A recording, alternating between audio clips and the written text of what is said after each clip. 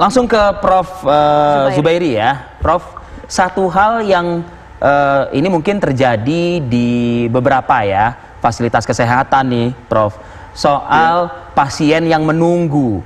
Ya kan, kalau tadi kan ada antrian yang sudah sangat membutuhkan bed itu, tapi ini ada pasien yang menunggu. Kalau yang pasien ini dirilis, disudahi begitu, kan hasil belum keluar, ancaman buat lingkungan tempat dia berada, Prof. Simalakama, Prof, jadinya, Prof. Oh iya, jadi kalau ternyata belum mendapat tempat ya asal mengkarantina diri dengan baik kan bisa meminimalkan penularan. Kemudian pasien-pasien di paling tidak di tempat saya bekerja di rumah sakit rujukan itu tahu persis. Jadi sekarang OTG tidak ada lagi yang dirawat.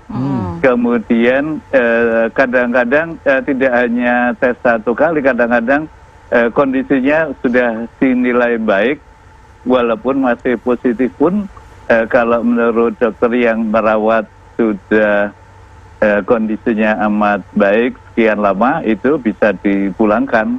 Dan karena itu bisa menampung pasien-pasien yang antre mau masuk. Oke, Prof, kalau tadi Prof mengatakan yang OTG tidak ada lagi yang dirawat tapi dipulangkan. Tentu pertanyaannya kemudian apa jaminannya? Tentu kan berbeda ya ketika dia berada di rumah sakit. Kalau di rumah sakit mungkin disiplinnya nomor satu gitu. Karena keluarga pun juga tidak ada yang menemani, yang menunggui, kan begitu ya, Prof ya?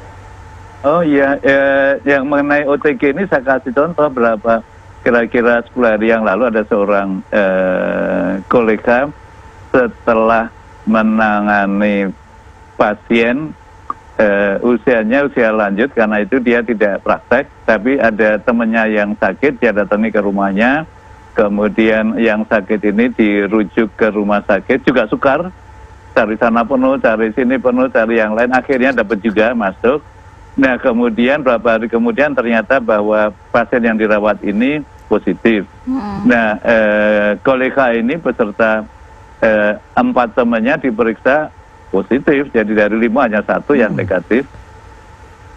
Kemudian karena dia tanpa gejala, saya telusuri baik semuanya tanpa gejala, ya udah di rumah saja, jadi istirahat di rumah, makan banyak buah, banyak sayur, kalau pagi ya jalan-jalan sebentar, setengah jam, jalan cepat. Kemudian 2 hari yang lalu semuanya sudah negatif. Jadi memang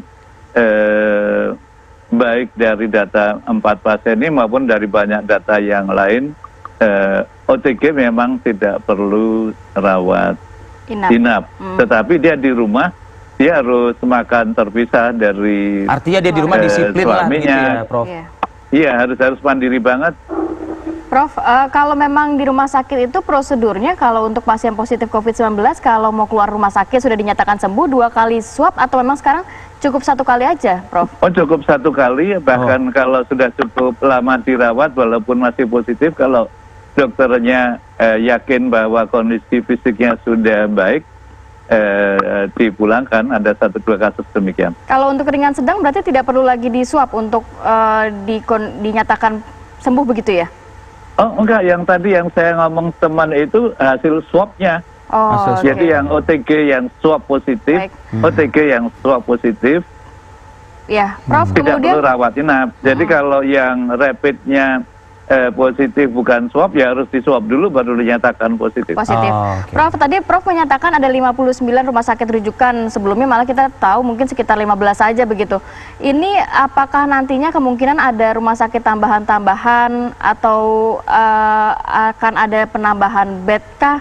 Atau syarat-syarat sebuah rumah sakit bisa dijadikan rumah sakit rujukan tuh kayak gimana? Pengen dengar langsung dari praktisi kesehatannya nih kan gitu kan? Iya, ya tadi kan saya kasih contoh 59 di Jakarta, nanti sekaligus minta tolong ke informasi dari Jawa Timur. Ini katanya ada 127 rumah sakit, Jawa Barat 153, Jawa Tengah 58, itu data sekitar seminggu yang lalu, mungkin sekarang berubah. Mungkin Mas Windy nanti dari Jawa Timur bisa memberi koreksi. Tadi pertanyaannya, ya kan sekarang pas penuh gitu ya. Jadi mestinya supaya, karena kalau yang sakit sedang, sakit berat COVID tidak dirawat, pertama gawat meninggal, kedua menularkan ke lingkungannya, ke saudara-saudaranya itu. Jadi memang kalau mau meningkatkan jumlah rumah sakit ya seperti di awal dulu relatif sederhana, jadi mempunyai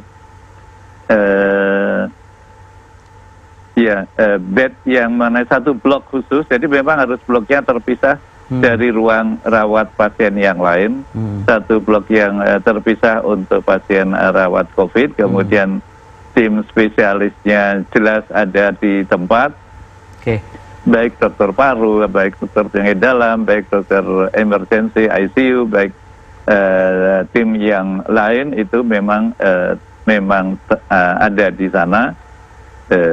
Nah, dan laboratoriumnya juga bisa untuk mendeteksi, misalnya kan sekarang kita harus tahu apakah ada kekentalan darah, tidak, jadi harus bisa periksa di timir mestinya.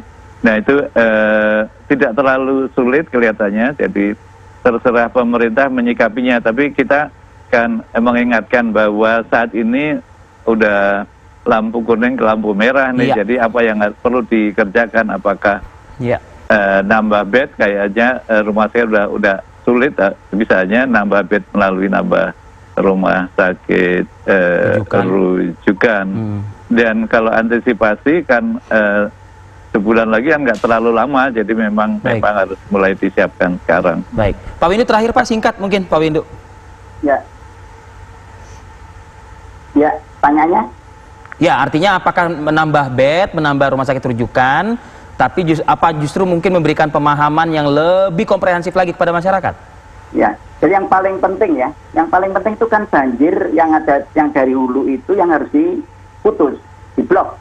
Itu yang paling penting, karena intinya itu kan rumah sakit menjadi over capacity itu karena ada banjir bandang, ya, penularan dari atas, dari hulu itu di masyarakat.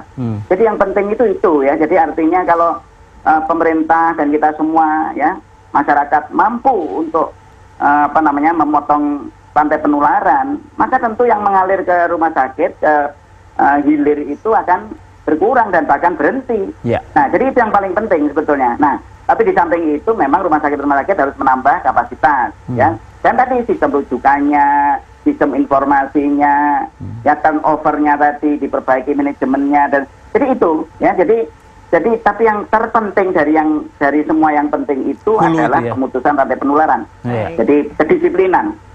Ya, dan pengawasan dari pemerintah. Baik, terima kasih banyak Pak Windu dan juga Prof Zubairi untuk informasi dan waktu pada pagi hari ini. Tetap jaga kesehatan selalu. Penting hulunya bagaimana kita menekan penyebaran COVID-19, hilirnya mempersiapkan rumah sakit semakin banyak untuk menampung begitu ya.